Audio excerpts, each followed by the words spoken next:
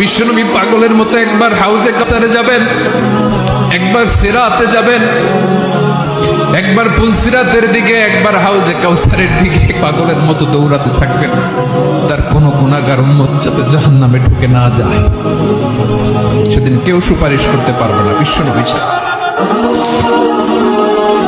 এজন্য 5 নম্বর আল্লাহ বললেন, মান যাল্লাযী ইয়াশফাউ ইনদাহু ইল্লা বিইযনিহি।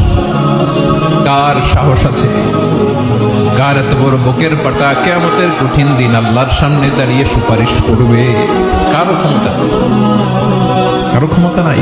বিশ্বনবী সেদিন সিজদায় পড়ে উম্মতের জন্য কাঁদবেন, সবাই কাঁদবে, নফসি নফসি, আল্লাহ আমারে বাঁচাও, আল্লাহ আমারে বাঁচাও। বিশ্বনবী বলবেন, উম্মতি উম্মতি।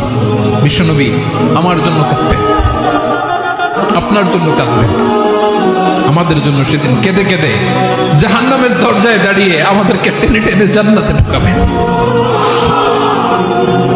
এজন্য এই বিশ্বনবীর ভালোবাসা যেন আমাদের হৃদয়ে ভরপুর থাকে। আমার ভাইয়েরা, প্রতি শুক্রবার বিশ্বনবীর উপরে বেশি বেশি যেন আমরা দুরূদ পড়ি। আমরা যখন বিশ্বনবীর সালাম দেই, দুরূদ পড়ি,